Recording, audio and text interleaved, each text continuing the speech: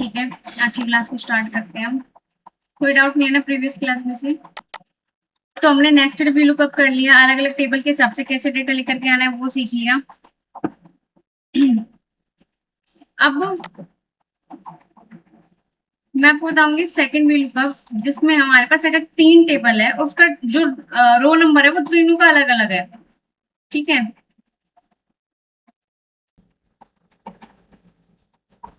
मैं वो sheet open कर लेती हूँ। कंप्लीट।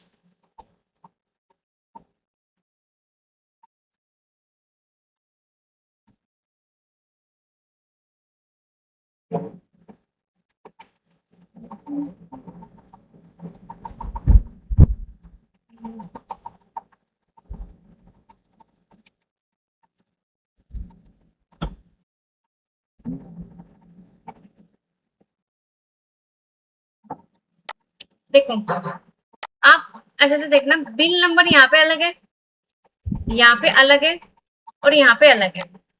तीनों में प्रोडक्ट सेम है पर ऊपर नीचे है। इधर देखो प्रोडक्ट इधर है, इधर अलग है, इधर अलग, मतलब सेम प्रोडक्ट है बट ऊपर नीचे है। क्वांटिटी तीनों की डिफरेंट है। तो अब क्या ट्विस्ट आ गया? ये ट्विस्ट है कि आपके 3 टेबल है और तीनों ही टेबल्स के अंदर बिल नंबर भी डिफरेंट है और आपकी क्वांटिटी भी डिफरेंट है और प्रोडक्ट भी ऊपर नीचे।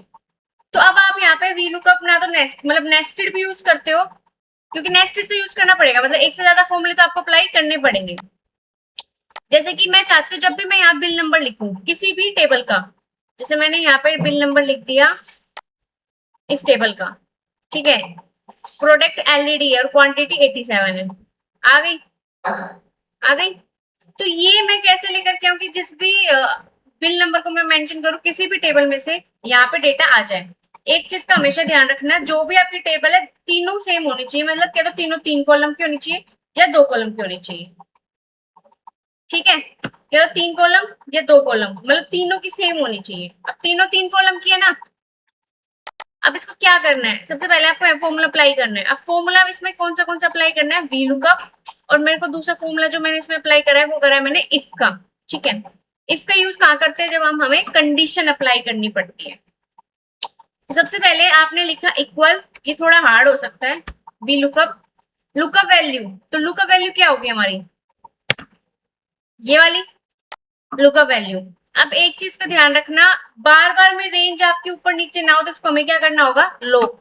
तो लॉक करने के लिए आपको इसको सिलेक्ट करना है और F4 की प्रेस करनी है, देन कोमा, देन आपको अप्लाई करना है कोमा। उसके बाद आपसे पूछता है टेबल एरे। अब आपको टेबल एरे नहीं लगाना, अब आपको दूसरा फॉर्मूला लगाना है जो कि क्या है? इफ का। लगाया। अब इसमें लॉजिकल टेस्ट पूछ रहा है, तो लॉजिकल टेस्ट क्या होगा? लुकअप वैल्यू जो हमने लिए वही लॉजिकल टेस्ट ले लेना। इसको हमें वो करने की जरूरत नहीं है, लॉक करने की जरूरत नहीं है, क्योंकि सबकी टेबल के अकॉर्डिंग हम इसको सिलेक्ट करेंगे। अब 1022 जो आप ले रहे हो, मैं इसको बोल लूं अगर मुझे इस टेबल के हिसाब से लेना है तो मैं कहूंगी कि जो भी लास्ट आपकी सेल है ना, जिसमें जितना भी नंबर है, मैं बोलूंगी अगर उसके इक्वल या उससे लेस देन है तो ये आना चाहिए। क्या आना चाहिए? जैसे ये देखो, इक्वल, मैंने डेटा 1 लिया, ये खुद से 1 क्या आ रहा है? ये फॉर्मूला बनाया हुआ है, मैंने बताया था ना, फंक्शन फॉर्मूला। अब देखो मैं अगर यहाँ पे इक्वल डेटा 1 कर रही हूँ और एंटर कर रही हूँ तो टेबल नहीं आ गई। अब ये कैसे किया पहले ये समझ लो।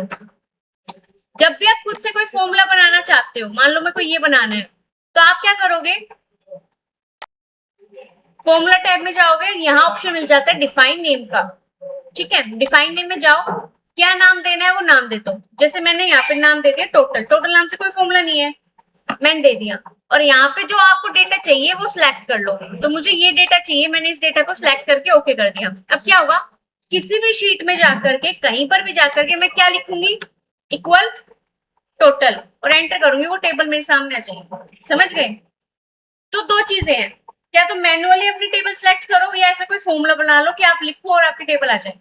तो मैंने इसके अंदर है ना अपनी, कहाँ गया वो फॉर्मूला, मैंने यहाँ पे 3 टेबल बना चुकी हूँ ऑलरेडी।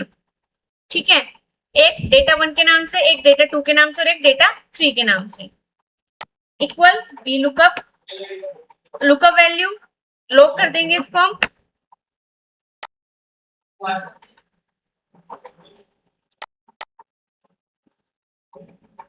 लोग नहीं हो रहा।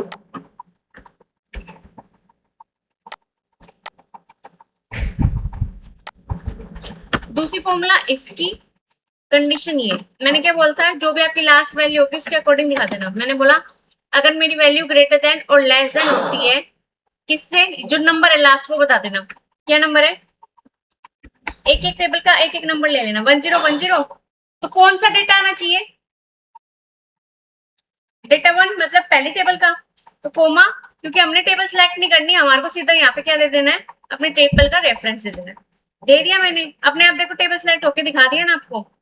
फिर दूसरी कंडीशन, जितनी कंडीशन लगाते जाओगे उतना इफ अप्लाई करते जाओगे। इफ लॉजिकल टेस्ट क्या है, यही। अब क्या, अब मुझे बताओ क्या बोलूं,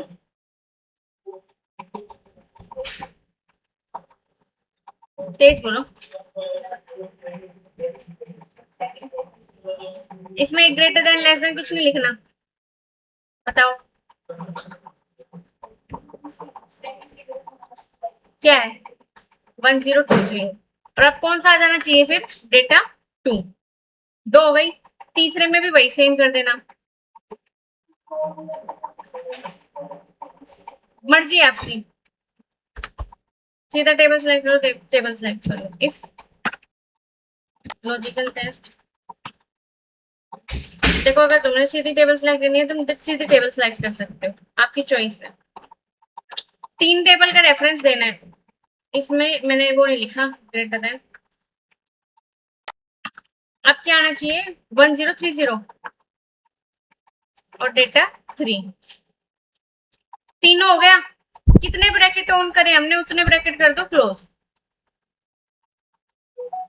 एक डेटा 1 का क्या है, एक डेटा 2 का क्या है और एक डेटा 3 का क्या है, तो 3 ब्रैकेट 1 2 3। इफ के कितने ब्रैकेट थे वो तीनों क्लोज कर दो, कर दिए। कोमा, कोमा करते ही अब वी लुकअप का फॉर्मूला वापस आ गया, कॉलम नंबर पूछ रहा है, तो मतलब यहां से जैसे आपने इफ का फंक्शन स्टार्ट किया तो हमने इफ की कमांड दे दी है। अब वी लुकअप को कंप्लीट करने के लिए वी लुकअप का कॉलम नंबर बताना है कि आपको डेटा किस कॉलम का चाहिए, एक ही ले सकते हो, ध्यान रखना। तो अभी हम इसमें क्या चाहिए था हमें, प्रोडक्ट, तो प्रोडक्ट कौन से कॉलम में, सेकंड, वैल्यू क्या आ जाए, फॉल्स, ब्रैकेट क्लोज, एंटर। अब 1022 का एलईडी सही है, अगर मैं 1027 ले रही हूँ तो HDDR है, ठीक है। अगर मैं यहाँ 1018 का ले रही हूँ पेन ड्राइव आ रहा है, सही है। यहाँ पे मैंने 103 ले लिया, मतलब तीनों टेबल में से ले रही हूँ, आ रहा है। अब दूसरे वाले में क्या करना है, दूसरे वाले में सिर्फ एक चीज करनी है, क्या, कॉलम बदलना है, 2 की जगह 3 कर देना। अब आपका क्वांटिटी ले ले, देखो 2 की जगह 3 आ गया, और तो सब कुछ सेम ही है, कुछ भी डिफरेंट नहीं है। बस एक और चीज ध्यान रखना, अगर आप नीचे ड्रैग करके लेके जा रहे हो, देखो मैं इसको हटा रही हूँ फिलहाल के लिए, अगर मैं इसको ड्रैग करके लेके जा रही हूँ तो वैल्यू नहीं आएगी। क्यों नहीं आएगी, क्योंकि आपकी एक एक सेल नीचे चली गई है, अभी दिखाऊंगी। और अगर आपने इसको कर दिया 3 डायरेक्टली तो भी नहीं आएगी। क्यों नहीं आएगी, अब देखना, डेटा 3 हो गया, ये सब कुछ हो गया, ठीक है। अब इसमें सेल देखो कौन सी सिलेक्ट हो गई, और हमारी है कौन सी, समझ गए। तो इसमें जब अगर आप ड्रैग करो तो इसको F15 करके लॉक करना पड़ेगा आपको तीनों में, जैसे कि मैंने ये किया, और इसमें इसको लॉक करना पड़ेगा कि चेंज ना हो, F4, सेम टू दिस।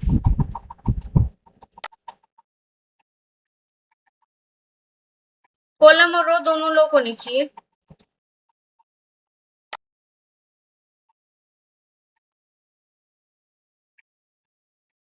और अब मैंने गड़बड़ हो गई थोड़ी सी, फिर से करना है थोड़ा सा।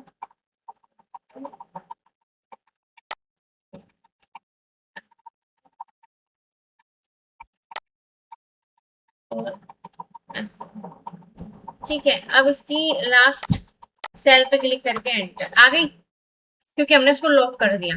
तो अब क्या होगा, आप जैसे जैसे जो चेंज करते जाओगे दोनों प्रोडक्ट और क्वांटिटी आपके सामने आती जाएगी। क्लियर है, ये था वी लुकअप के साथ आप इफ का फॉर्मूला कैसे यूज कर सकते हो। इफ कंडीशन के लिए, वी लुकअप हमारी वैल्यू के लिए। तो आप तीनों टेबल में से किसी भी टेबल की रेंज ले लो, आपका वैल्यू आ जाएगा। अब ध्यान रखना, पिछली बार जब हमने वो टेबल ली थी पिछली बार जो हमने ये टेबल ली है, ध्यान देखो, इसमें क्या है, ये कैटेगरी जो है उसके अकॉर्डिंग प्रोडक्ट था और उस पहली टेबल का एक रेफरेंस यहाँ पे था, पर इस वाले में ऐसा कुछ भी नहीं है, इसमें तीनों ही अलग अलग था, है ना। तो इस तरीके से आपको अपना वी लुकअप का फॉर्मूला इफ के साथ अप्लाई करना है। अगर आप लिखना चाहते हो तो पहले लिख लो।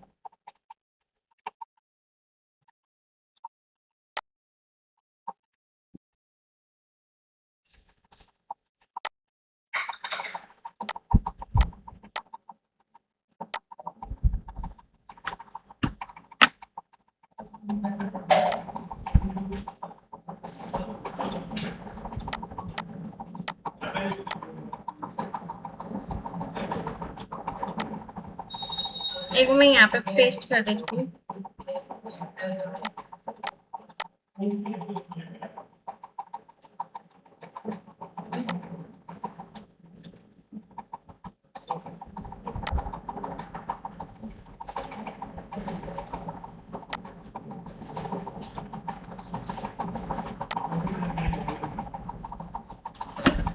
तीनों टेबल बनानी है आपको और तीनों के अकॉर्डिंग फॉर्मूला लिखना है। तीनों इतनी सारी मत बनाना, मतलब सबका दो तीन डेटा ले लो। इतने में फॉर्मूला एक और बार अप्लाई कर देती हूँ।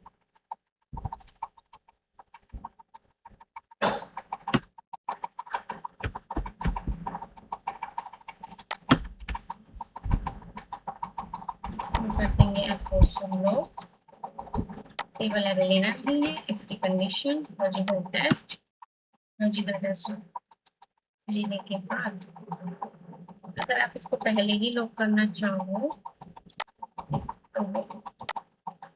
तरीके से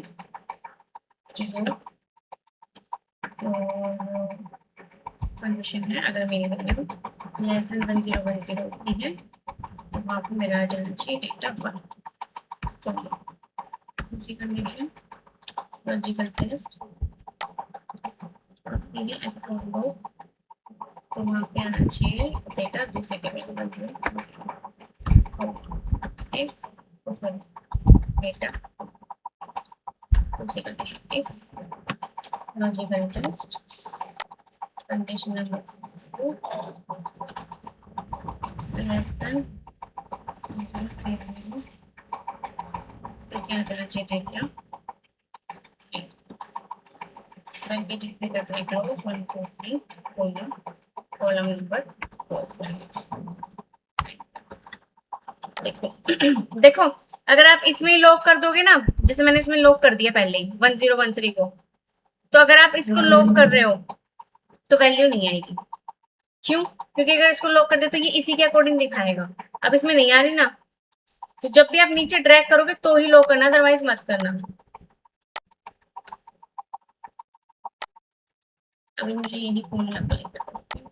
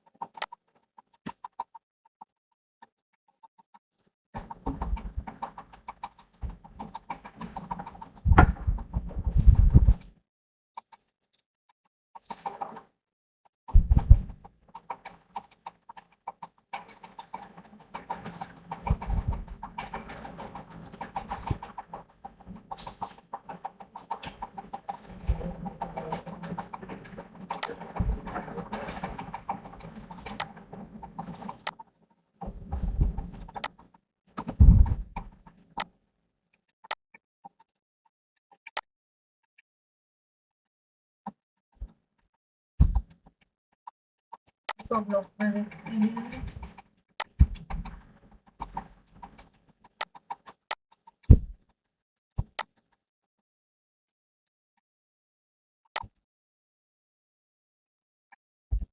यहाँ पे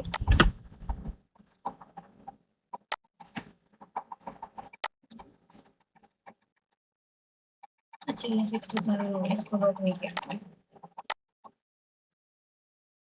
इसको ये लेना है और इसको लॉक करना है।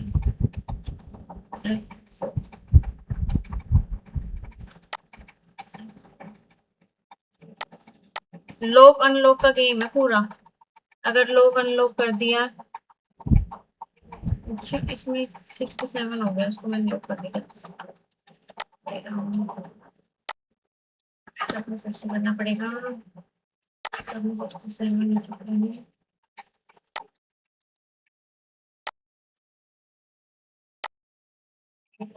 Six no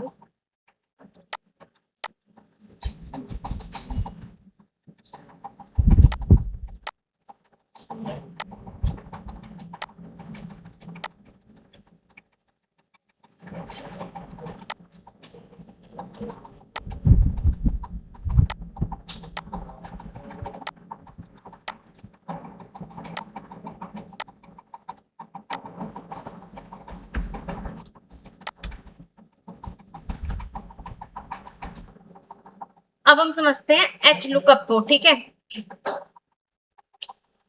H lookup formula, B lookup किसके लिए यूज किया जाता है? कॉलम के लिए। और एच लुकअप किसके लिए यूज करा जाएगा? रो के लिए।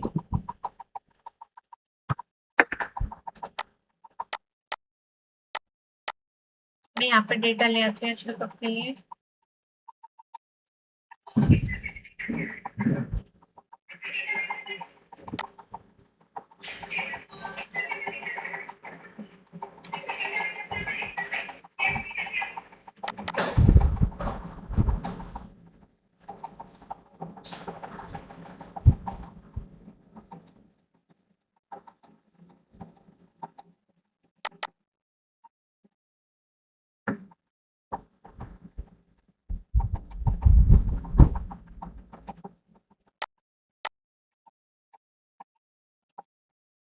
देखो मेरे पास है ना इस तरीके से एक टेबल है। अब इसके अंदर सब्जेक्ट है, नेम है, और मुझे अब आपको जब भी डेटा निकालना है रो वाइज, ठीक है, तो रो वाइज आपको रो नंबर मेंशन करना पड़ेगा। जब आप रो मेंशन करोगे ना तो एक ही रो का डेटा निकलेगा, ये ध्यान रखना। जैसे कि आपको ऐसे था फॉर्मूला लगाना इक्वल एच लुकअप का। एच मतलब हॉरिजॉन्टल, ठीक है, और डेटा किस वाइज देगा? रो वाइज देगा, मतलब लेफ्ट टू राइट।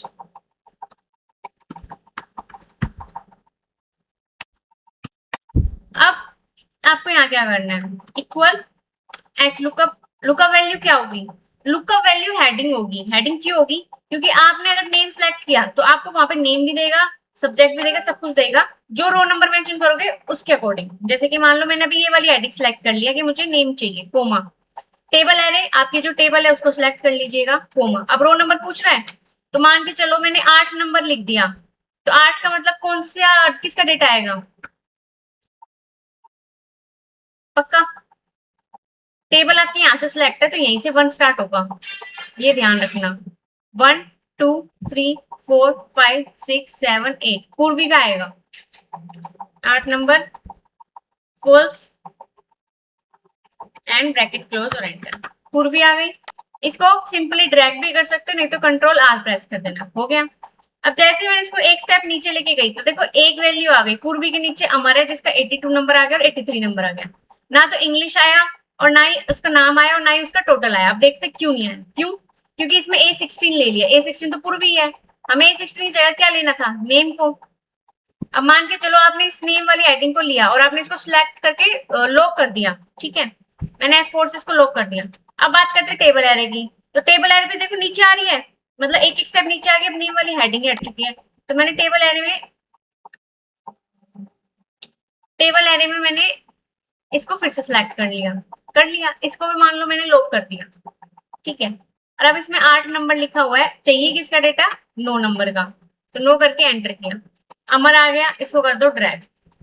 अब सब में क्या आ गया, अमर अमर अमर, क्यों, क्योंकि हमने F4 से नेम को लॉक कर दिया, तो इसका मतलब वो सिर्फ नेम दिखाएगा, ये सब्जेक्ट्स नहीं दिखाएगा, ठीक है। और अगर मैं इसको अनलॉक कर दूंगी तो क्या हो जाएगा, अभी तो ये 15 लिया हुआ है, तो वैल्यू आपकी आ भी सकती है, आ गई। बट जैसे अगर आपने एक और स्टेप नीचे किया तो वही सेम हो गया, तो मतलब कि इसमें लॉक वाला इश्यू भी नहीं हो सकता, ना इसमें आप ड्रैग कर सकते हो, आपको मैन्युअली फिर से सिलेक्ट करना पड़ेगा और मैन्युअली आपको रो नंबर चेंज करना पड़ेगा। तो ये मैंने आपको पहले करके दिखा दिया, अगर आप लॉक करते हो तो भी क्या हो जाएगा, नहीं करते तो भी क्या हो जाएगा, ठीक है।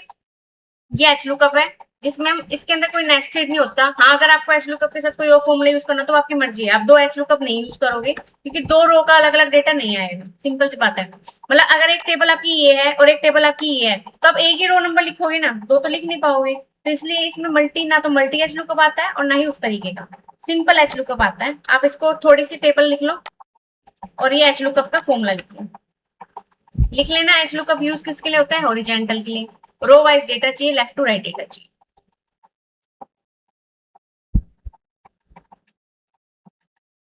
मैं आपको शीट सेंड कर रही हूँ, आप अप्लाई कर देना, ठीक है।